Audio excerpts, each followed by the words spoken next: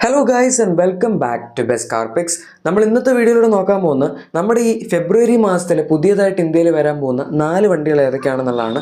ഇതെല്ലാം officially announce ചെയ്തിരിക്കുന്ന വണ്ടികളാണ്. അനൗൺസ് ചെയ്യാത്ത പല വണ്ടികൾ വരെയായിരിക്കും. ജനുവരിയിൽ വന്ന പോലെ തന്നെ നമ്മുടെ വീഡിയോയിൽ ഇൻക്ലൂഡഡ് അല്ലായിരുന്നു. എനിവേ ഇപ്പോൾ അറിയാവുന്ന കാര്യങ്ങൾ നമുക്ക് നോക്കാം. അതിൽ തന്നെ ഫസ്റ്റ് അല്ല സെക്കൻഡ് വരാൻ പോകുന്ന വണ്ടി നമ്മുടെ ഫോക്സ്വാഗൻ്റെ ടേറോൺ ആർലൈൻ ആണ്. ഓർ ടേറൺ എന്ന് പറയും. എന്താണെങ്കിലും ഈ വണ്ടി ടിഗ്വാൻ ഓൾ സ്പേസ് റീപ്ലേസ് ചെയ്തുകൊണ്ട് ഫോക്സ്വാഗൻ ഇറക്കുന്ന അവരുടെ പുതിയ ഫ്ലാഗ്ഷിപ്പ് SUV ആയിരിക്കും ഇന്ത്യയിൽ. ആൻഡ് നമുക്കിപ്പോൾ ഉള്ള ടിഗ്വാൻ ആർലൈൻ വെച്ച് കമ്പയർ ചെയ്യുമ്പോൾ ഇതിന് ഡയമെൻഷൻസ് കുറച്ചും കൂടെ വലുതാണ്.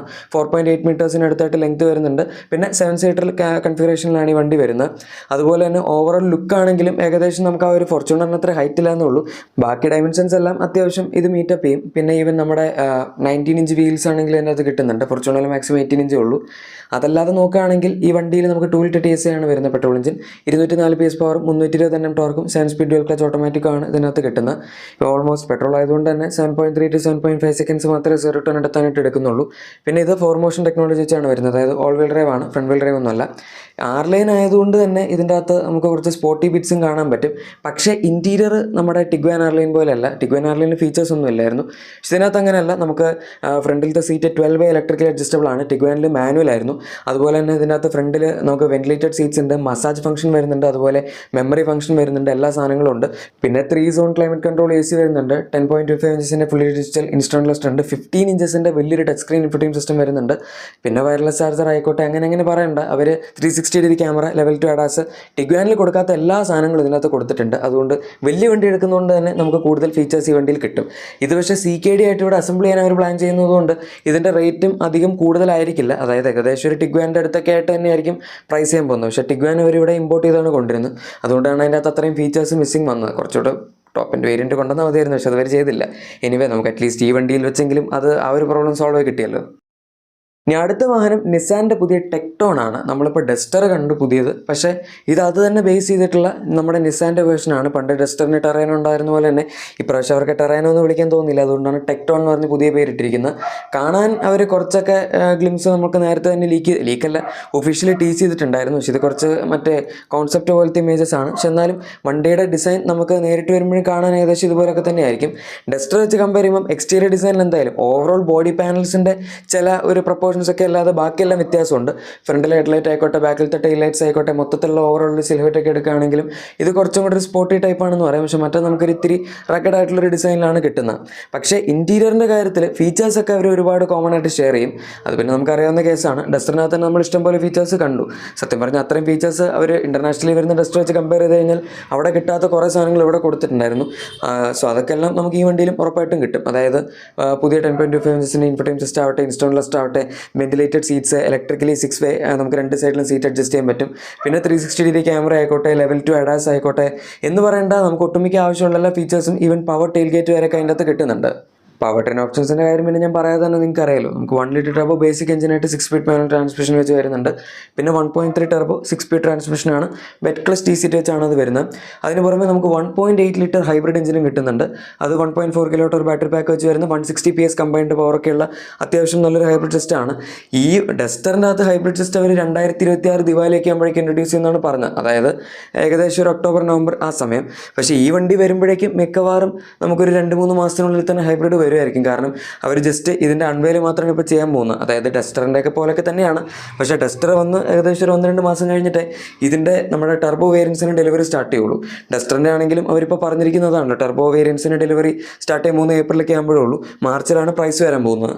എനിവേ ഇൻറ്റീരിയർ ലേഔട്ടിലും നമ്മൾ എക്സ്റ്റീരിയറിൽ പറഞ്ഞ പോലെ തന്നെ കുറച്ച് ഡിസൈനിൽ വ്യത്യാസമൊക്കെ ഉണ്ടാകും. ചിലപ്പോൾ കുറച്ച് മെറ്റീരിയൽസിലും ഇമ്പ്രൂവ്മെൻറ്റ് വരാനുള്ള ചാൻസ് ഉണ്ട്. കൈകറും അതുപോലെ മാഗ്നൈറ്റും നോക്കുകയാണെങ്കിൽ മാഗ്നൈറ്റിന് ഇൻറ്റീരിയറിൽ നമുക്ക് സോഫ്റ്റ് ടച്ച് മെറ്റീരിയൽസ് അങ്ങനെ കുറച്ച് സാധനങ്ങളൊക്കെ എക്സ്ട്രാ കിട്ടുന്നുണ്ട് ഇപ്പോൾ. ഇനി നമ്മുടെ അടുത്ത വണ്ടി MG മെജസ്റ്റർ ആണ്. ഇത് ഗ്ലോസ്റ്ററിന് മുകളിൽ അവരുടെ പുതിയ ഫ്ലാഗ്ഷിപ്പ് SUV ആയിട്ട് ഇറക്കാൻ പോകുന്ന വണ്ടിയാണ്. ഓൾറെഡി അവരുടെ ഇലക്ട്രിക് പ്ലാറ്റ്ഫോം അതായത് സെലക്ട് ഡീലർഷിപ്പിൽ MG M9 അതുപോലെ സൈബർസ്റ്ററൊക്കെ ഇറക്കിയതാണ്.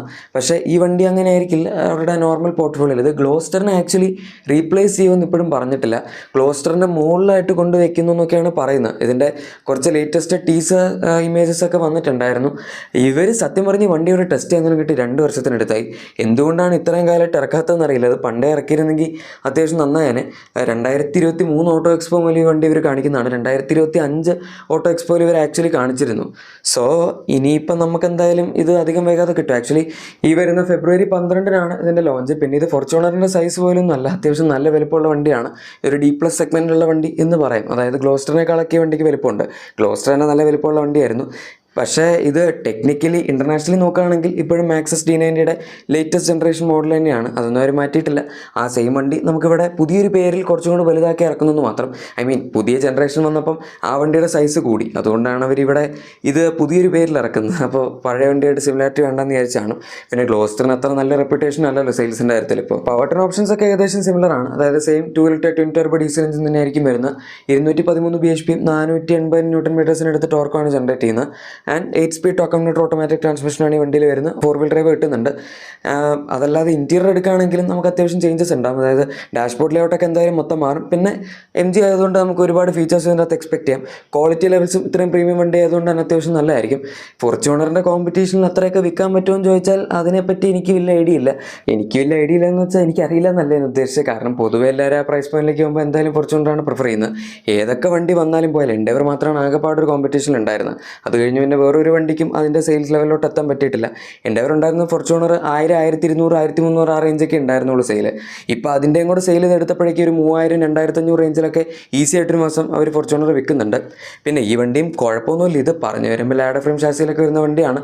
പൊതുവേ ആ സെഗ്മെൻറ്റിലുള്ള ബാക്കി എല്ലാ വണ്ടികളും മോണോക്കോക്കാണ്.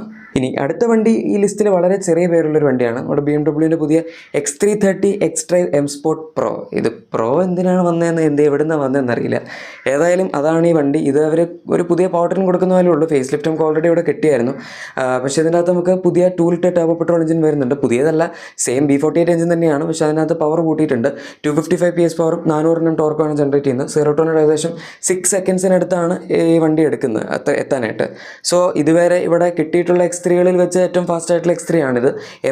അതായത് X3 M അല്ലാതെ ബാക്കി നോർമൽ X3 എടുക്കുകയാണെങ്കിൽ. ഇപ്രാവശ്യം ഇതിൻ്റെ അകത്തൊരു 48 വോൾട്സിലെ മൈൽഡ് ഹൈബ്രിഡ് സിസ്റ്റം കൊണ്ട് കൊടുത്തിട്ടുണ്ട്. അതുകൊണ്ടാണ് പവർ ചെറുതായിട്ടൊന്ന് കൂടിയതും അതുപോലെ എഫിഷ്യൻസിയും കുറച്ചുകൂടി ഇമ്പ്രൂവ്മെൻറ്റ് വരുമായിരിക്കും. ഇതിൻ്റെ ഒഫീഷ്യൽ ലോഞ്ച് ഫെബ്രുവരി 16-നാണ് നടക്കാൻ പോകുന്നത്. അതായത് പ്രൈസൊക്കെ എപ്പോഴായിരിക്കും വരുന്നത്. അതല്ലാതെ ബുക്കിംഗ്സ് ആക്ച്വലി ജാനുവരി 30 മുതൽ സ്റ്റാർട്ട് ചെയ്തായിരുന്നു. അതായത് പ്രീ ബുക്കിംഗ്സ് ആയിട്ട്. സോ നിങ്ങൾക്ക് വേണമെങ്കിൽ ഇപ്പോഴും ബുക്ക് ചെയ്യാം. ഇത്രയൊക്കെയാണ് നമുക്കിപ്പോൾ ഈ ലിസ്റ്റിലുള്ള വണ്ടികൾ. ഇനി ഈ ലിസ്റ്റിൽ ഇല്ലാത്തതായിട്ടുള്ള വേറെ ചില വണ്ടികൾ, അതായത് ചില വേരിയൻസ്, ചില എഡിഷൻസ് ഒക്കെ ആയിട്ട് റാൻഡം ആയിട്ട് വരുമായിരിക്കും. ഇപ്പോൾ കഴിഞ്ഞ മാസം നമുക്ക് ഥാർ റോക്സിൻ്റെ പുതിയൊരു സ്റ്റാർ എഡിഷൻ കിട്ടി. അത് അത്യാവശ്യം വാല്യൂ ഫോർ മണി ആയിരുന്നു. അങ്ങനെയൊക്കെ ആയിട്ട് കുറേ സാധനങ്ങൾ എന്തായാലും ഈ മാസം വരുമായിരിക്കും. ഒന്നും ഒഫീഷ്യലി അനൗൺസ് ചെയ്യാത്ത വണ്ടികളാണ്. അതുകൊണ്ടാണ് നമുക്ക് പറയാൻ പറ്റാത്തത്. ഏതായാലും അനൗൺസ് ചെയ്തിരിക്കുന്ന ഈ വണ്ടികളിൽ നിങ്ങൾ ഏത് വണ്ടിക്ക് വേണ്ടിയാണ് കാത്തിരിക്കുന്നത് തീർച്ചയായും താഴെ കമൻസിൽ പറയാം. അതുപോലെ നിങ്ങളുടെ എക്സിസ്റ്റിംഗ് വാഹനത്തിന് എന്തെങ്കിലും ആക്സറീസോ ക്ലീനിങ് പ്രോഡക്ട്സ് ഒക്കെ വേണമെങ്കിൽ തീർച്ചയായും നമ്മുടെ ഡിസ്ക്രിപ്ഷൻ അല്ലെങ്കിൽ പ്രൊഡക്ട്സ് ആയി ചെക്കൗട്ട് ചെയ്യാനും മറക്കണ്ട. വീഡിയോ ഇഷ്ടപ്പെട്ടെങ്കിൽ ഉറപ്പായിട്ടും ലൈക്കും സബ്സ്ക്രൈബും ഷെയറും കൂടെ ചെയ്താൽ ഇതുപോലുള്ള വീഡിയോസ് നിങ്ങൾക്ക് ആദ്യം ലഭിക്കുന്നതായിരിക്കും. നമുക്ക് മറ്റൊരു വീഡിയോയിൽ കാണാം. അതുവരെ thank you for watching my video and good bye.